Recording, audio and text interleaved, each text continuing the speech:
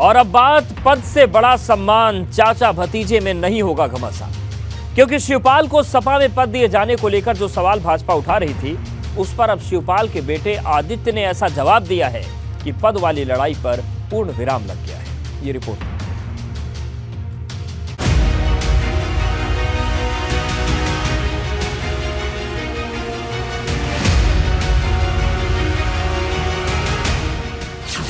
पद से बड़ा सम्मान चाचा भतीजे में नहीं होगा घमासान। शिवपाल के बेटे ने तोड़ा मौन, नेताजी के बाद संरक्षक कौन।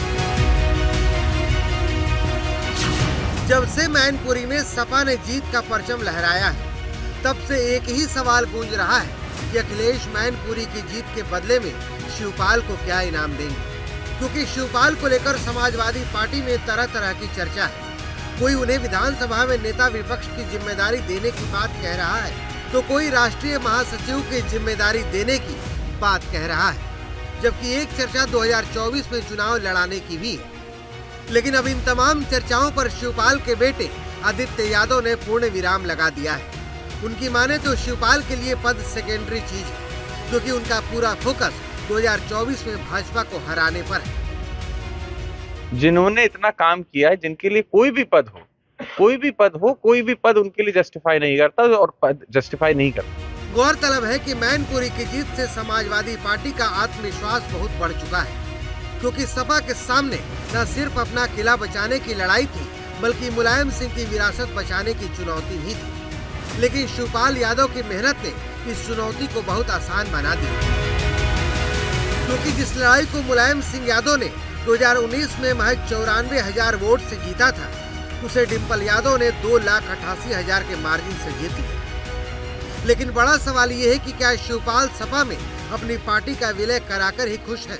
क्या शिवपाल ने ये सारी भागदौड़ सिर्फ समाजवादी पार्टी में वापस लौटने के लिए की थी, या फिर अखिलेश और शिवपाल के बीच कोई बड़ी डील हुई है, जिसका खुलासा आने वाले वक्त में होगा। Bureau report, ABP।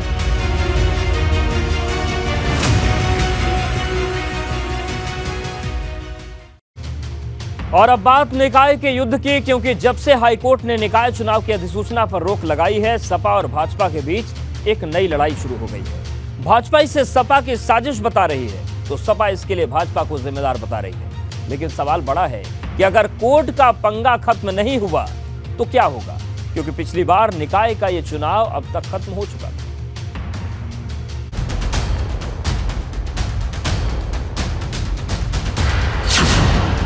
निकाय पर सियासी तनाव, किसने लेट कराया चुनाव।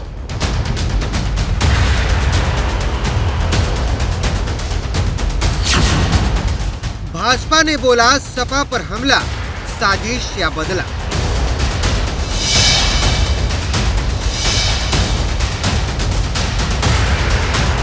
जब से हाई कोर्ट की लखनऊ बेंच ने निकाय चुनाव की अधिसूचना पर रोक लगाई, तब से सपा और भाजपा के बीच नई लड़ाई शुरू हो चुकी है।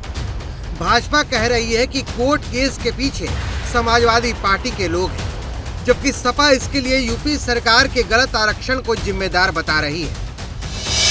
समाजवादी पार्टी के मुखिया श्री अखिलेश यादव जी, जिनकी मानसिकता सदा से, चाहे वह पिछड़ा विरोधी हो, चाहे वह दलित विरोधी हो, चाहे महिला विरोधी है, वो चुनाव समय से नहीं चाहते। मामला माननीय न्यायालय के समक्ष विचाराधीन है। माननीय न्यायालय जो आदेश देगा सरकार उसका पालन करेगी। तो कुछ का कार्यकाल पहले समाप्त हो रहा है, कुछ का बीच में हो रहा है, तो उसी को लेके उन्होंने थोड़ा पूछताछ करके उसको 20 तारीख के लिए कर दिया है।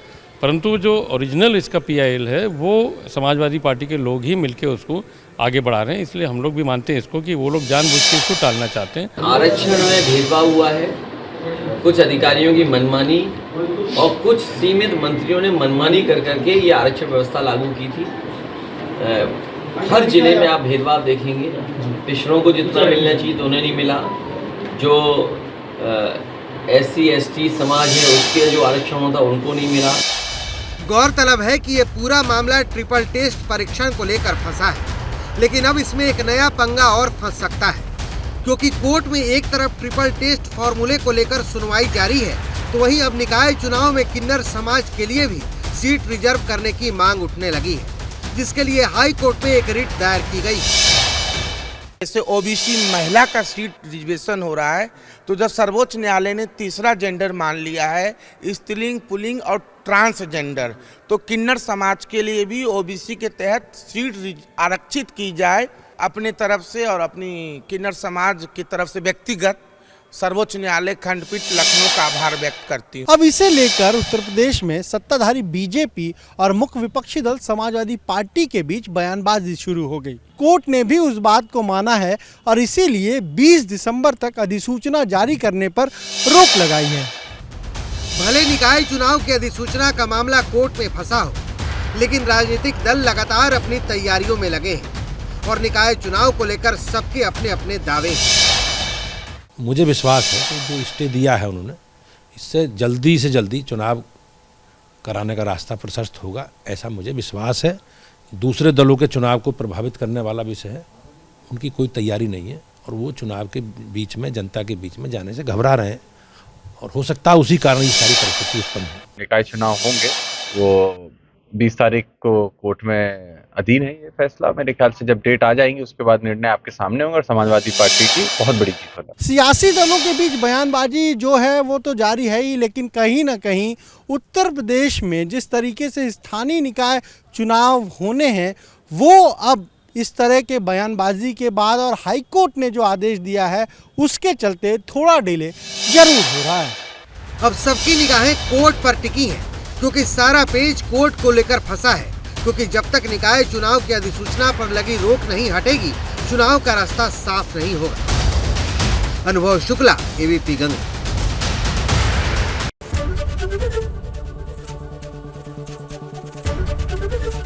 एबीपी गंगा, खबर आपकी, जुबान आपकी।